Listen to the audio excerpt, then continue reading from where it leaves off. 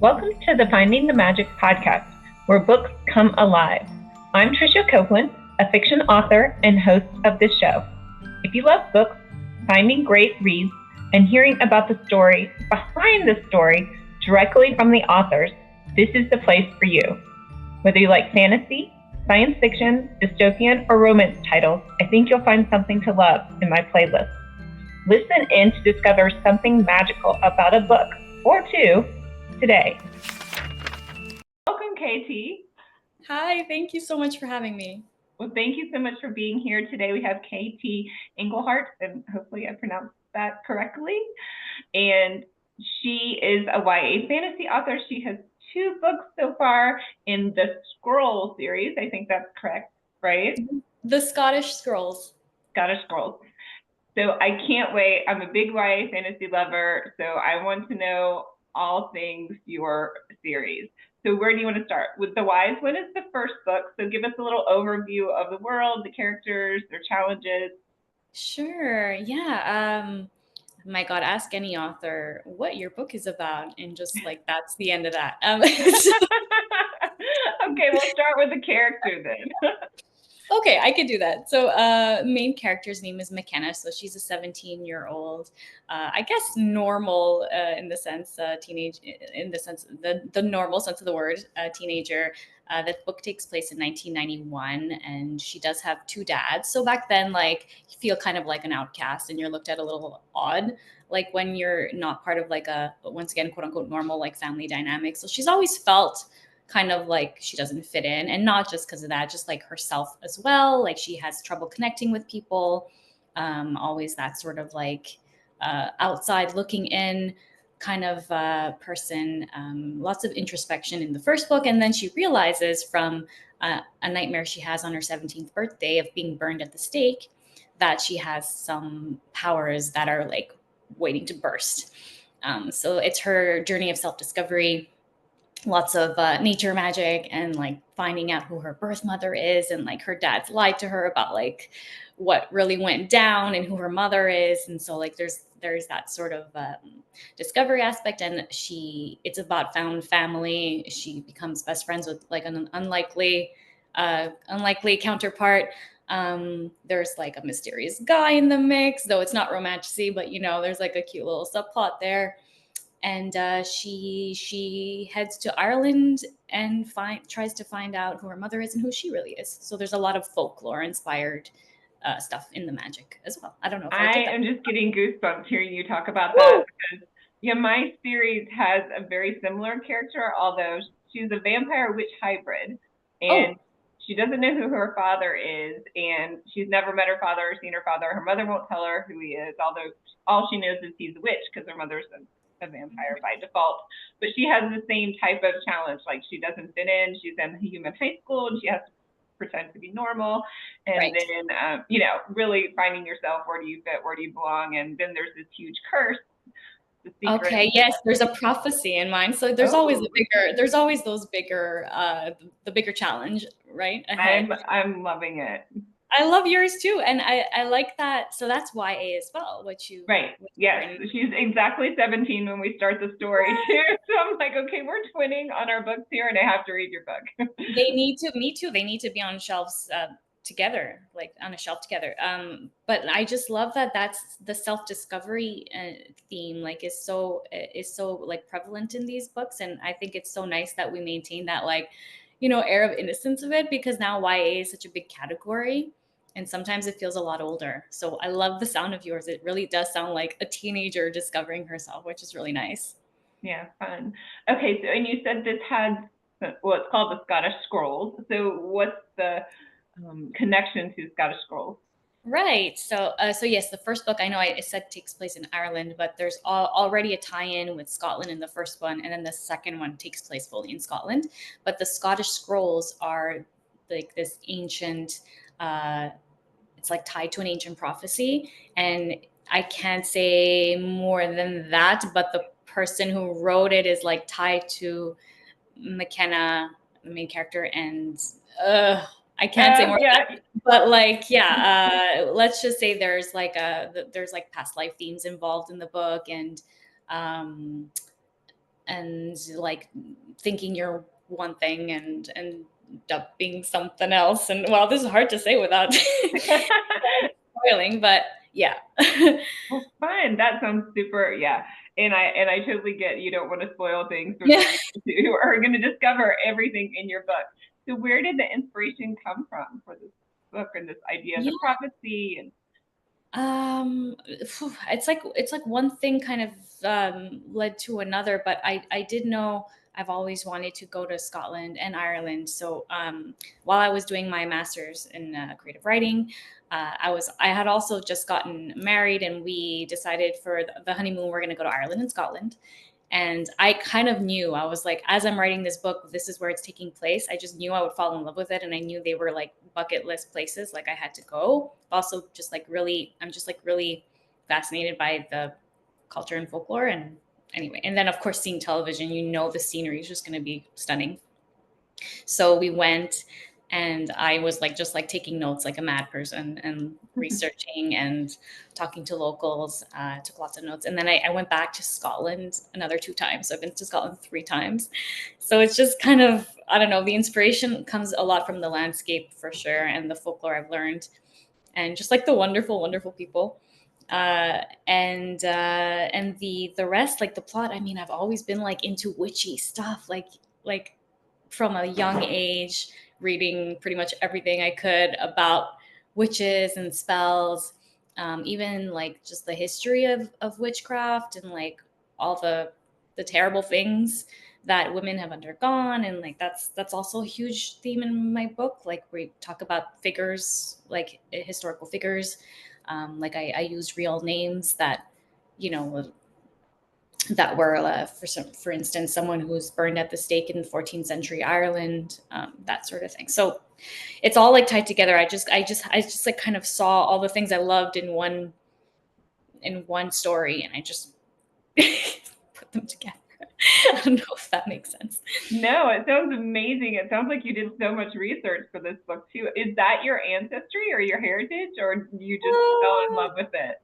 No, that's why. I hope the Irish and Scottish do not hate me. But no, that's why I do heavy research, because I never ever want to claim like I know better or anything like that. I'm Italian. I love my heritage. I'm very, very, very proud Italian Canadian. Our food is the best in the world. But I have always just had this thing. It's like just like this fascination with the history and the culture, and that's when I just dove in, bought a bunch of books. I'm like staring at 5 books right now of like what I used to research the second one, the Twin Flame. I have it here actually. This is the sequel to the first one. Ooh, And pretty cover. Thank you. And it's the first, since I have it next to me. Yeah, so I don't know. I feel like I had a very crazy day today, and I feel like everything's coming out like word vomit. So please let me know if you need me to slow down. No, I love it. So Explain do we have like or can you tell us a particular person, or what is their main challenge? Or can you tell us that, or is that something, or is there an antagonist or a bad guy in this? There is a bad guy. She's a high priestess. She is obsessed with the outcome of this prophecy and is after her to make sure she kind of fulfills it. Like that's her thing. And there's a lot of twists and turns along the way. I love a good twist. So there's definitely a couple. And you'll be glad the second one is out, because the first one ends on a cliffhanger. So yeah, she's quite something, this high priestess, and she is relentless. Yeah, I don't know what else. Yeah. What is her name? Because we are still so twinning. We must have the same brain. Oh my God. My main antagonist, she's not a high priest when the book starts, but she was a high priest, and her son is now the high priest. Well, she's the high priestess, and her son is now the high priest, and she doesn't want the curse broken, and the other people do, though. Wow, this is crazy. I think we have the same spark of inspiration. Her name is Maeve. Maeve. Okay. Mine is Sonia, so different name. So I was gonna, like, if it was the same name, I was gonna say, okay, we must be separated at birth or something. Well, have you ever read Big Magic by Elizabeth Gilbreth? I can't pronounce her last name. She's the Eat, Pray, Love. Oh, okay. Writer. No, I haven't. It's a really excellent book, and she talks very interestingly about how she believes that there's like these like let's say, balls of inspiration kind of like that hit you. And if you ignore them, this great idea will not get wasted, and it'll just kind of like pass on to the next person and hit the next person. It's very interesting. So like, I don't know, it's possible this spark was like lingering amongst us, and we just like took pieces of it. I don't know. Right. It must have broke apart and got caught in the wind or something. But I love how there's still so many differences. Like, of course, there's tropes, and like I've read. I got so panicked once. I had just finished the first book, and then I discovered a book called. It's very popular, actually. Fever, or just, is it maybe just Fever? It's like a fairy. It's pretty like fairy erotica though, which I didn't realize until I researched it later. So I was like, hey, it's nothing like mine. But the main character, I believe her name's McKenna, and she goes to Ireland to find her sister. And I was like freaking out. I'm like, it's so similar sounding, but like it's not, like not even remotely like the same themes or the same story. But like, when you find something so similar in another book. Anyway. Yeah. Well, why did you decide to call your first book The Wise One? So it is something that I can't say what it is because it's part of a twist, but it does mean something special. It's something to do with being a witch. And I first came across the term in one of these new age books that I love to read. And I found it very, very interesting. I sort of connected with the term, and I thought, that would be a great thing for a main character to learn she is. Right. Yeah. Yeah. And I had a question in my head, and now it just disappeared. Oh well, it'll come back. It'll come back. So you have 2 books in the series. Is there another book coming out? Yes, I'm working on the third. I haven't revealed the title or the cover yet. That is in the works. I keep thinking I'm going to do the title reveal, and then I keep thinking, is that really the title? So I'm giving myself a little bit of grace there, but it'll be out in 2025, hopefully by the end of summer, latest in the fall. So yeah, I think it's a trilogy. I could never say for sure, because then sometimes you just feel like there's a 4th book that could come along. But right now it seems like it'll be a trilogy. I know. I say every one of my series is a trilogy, and they end up being 4 or 5 books. Really? So. How many books are you able to like kind of pump out? I'm like a very slow writer. I usually do 2 a year. Oh wow. Oh, that's amazing. Yeah, it depends on how fast I'm writing and how much leeway I want to give for publishing and all those fun things. Yeah, no, that's excellent. I'm way slower than that. I'm like a rewriter, so like my first draft doesn't make much sense. The second one, the pieces come together. The third one, I start to actually write it like sounding better. But like it takes me like so long. So do you know when you start writing like the end of your book or where it's gonna end, or does that come along as you're writing? Not in a concrete way at all, though. Like for instance, the first one, I didn't know it would end at that point. And then like I got the idea for the second one. Like I didn't know writing the first what happened, if it would close, like it would kind of like wrap up nicely, or if it would go to a second one. So that's what ended up happening. But once I loosely outline, when I know I'm writing a book, I'll loosely outline it. So I'll kind of know what's going on. I'll write the main plot points, or else I know it ends up being kind of like a saggy middle. Like I don't trust myself to keep it going without like just a little bit of an outline, right. But not heavy. Like, yeah, I kind of end up changing so much as I'm writing too. I don't know how you. Yeah, I think I'm similar. I usually know where we're starting, where we're ending, or at least how things need to end for the characters in this book. And then I know like a couple of plot points in the middle, and then I just kind of make all the challenges and the highs and lows to get them where they need to be in the end. Yeah, exactly. I mean, yeah, but I rely heavily on editing too, and like first readers, because sometimes I'm very much in my head when I'm writing. That's why I like talking to people about writing, because people think it's such a, you got to be perfect and the first draft, this and that, and I'm like, no, it can be absolute crap. It can be horrible for a really long time, and then it can be amazing. Well, and I saw in your bio that you have a minor or something in screenwriting. I took a graduate certificate in screenwriting. I've always wanted to like have my own TV show. I have like a folder of TV shows in my laptop that would be great if someday someone would make them. But yeah. Well, yeah, I mean, it seems like it would be cool to convert your novel into a Yes. screenplay or a series. It seems like So made for TV. I would that's watch it. oh, that's funny you say. So it is. It's actually it is. So I first in my master's I had a screenwriting class, and I first came up with this whole concept as a TV show. Oh. And then when I knew the realities of that, and that like it could take 10 years before someone even looked at the script. And then by then I'd be like on to the next 10 things. I was like, you know what? I'm going to I'm going to publish this as a book. And then that's when I expanded. I did more research, and like, I took it in as like a book project, and I made it my thesis since I was in school. Okay. Yeah, But you were way ahead of me. I have no background in writing, so I've taken tons of courses like since I it's became obsessed. So, no, it's okay. Like I just did it because I like professionally I was already writing, and I was a freelance editor, and I just kept going kind of thing. Like I didn't think I was like good at anything else. I was like, what am I going to go do? Like I'm just going to keep studying in this. So I just kept well, going. that's great. You can make a living at what you love.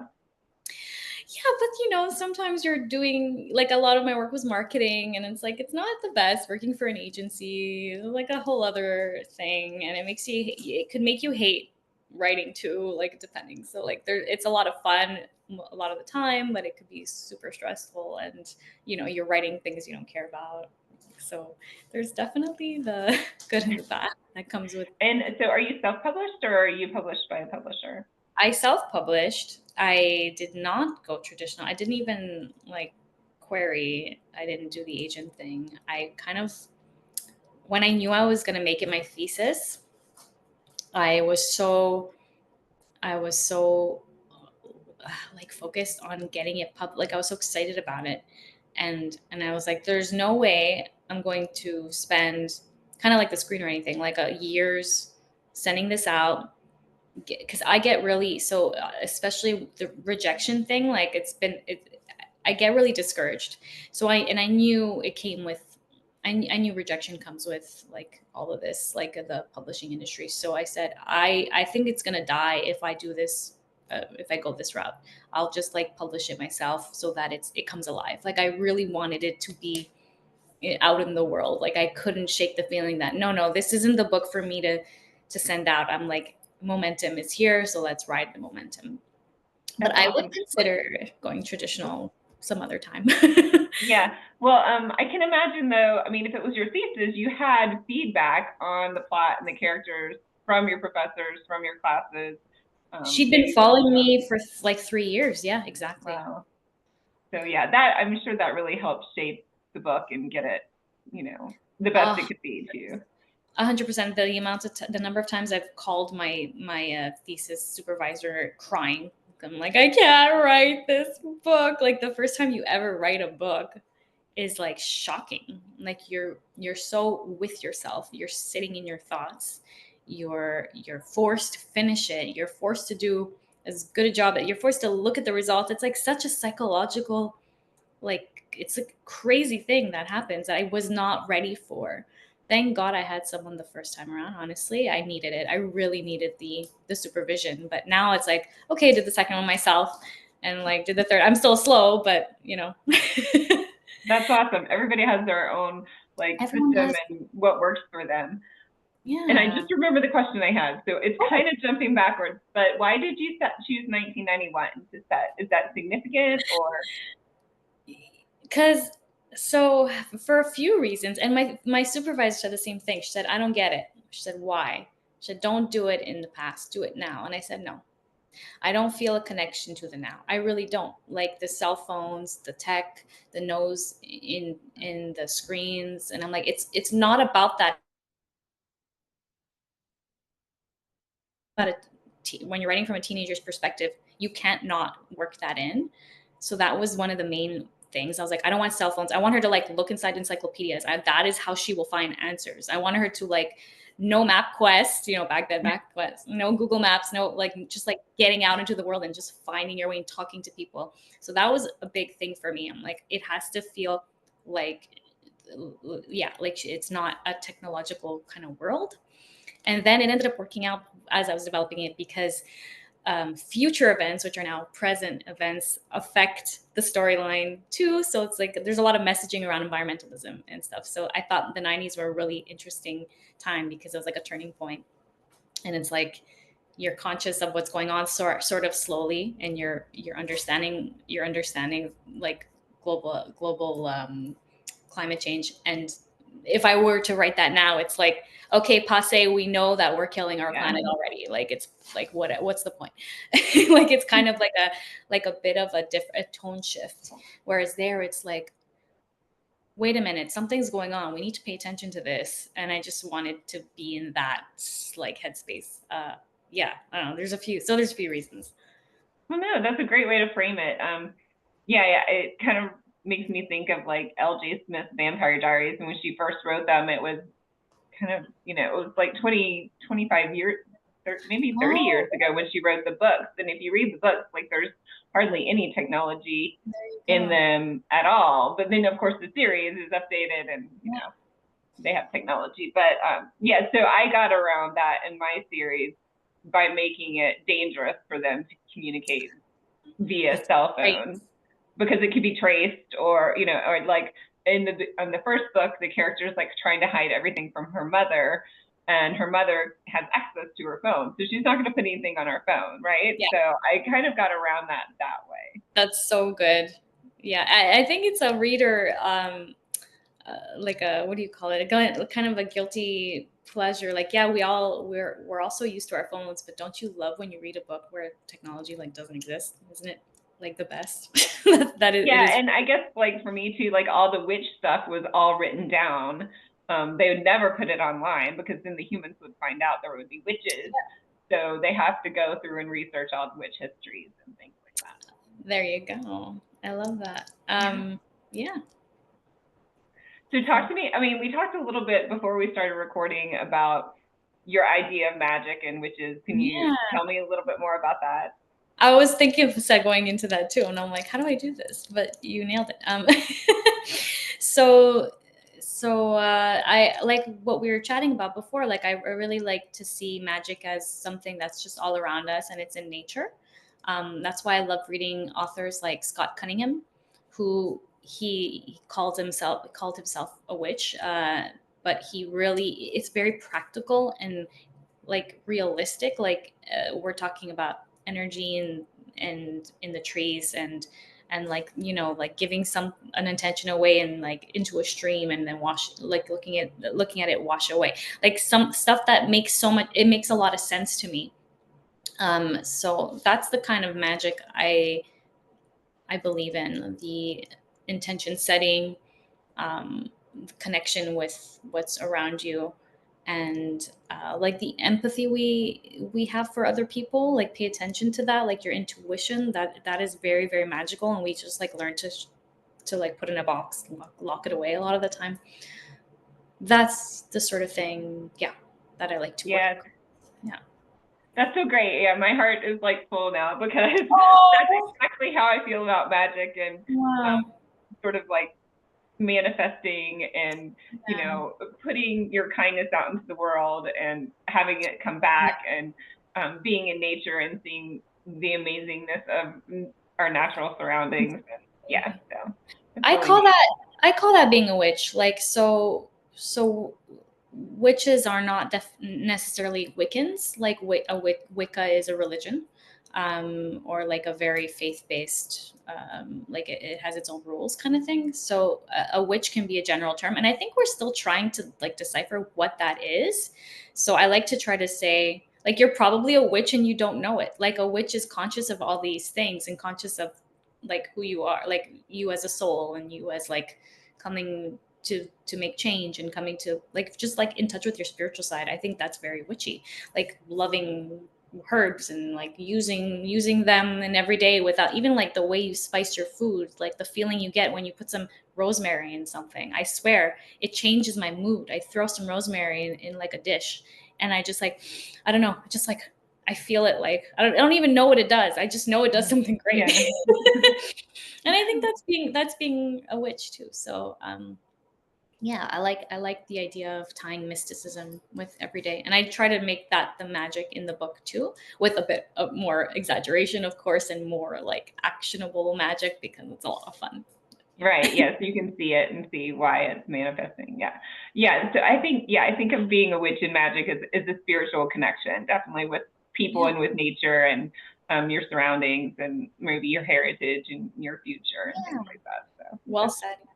Yeah, I am sure my mom's side is the witchy like side, like also the dreams her, my grandmother, and I've heard my great grandmother they have these like kind of prophetic like symbolic dreams, and they've seen they've seen spirits. I grew up listening to my mom and my grandmother tell stories of like encounters and stuff.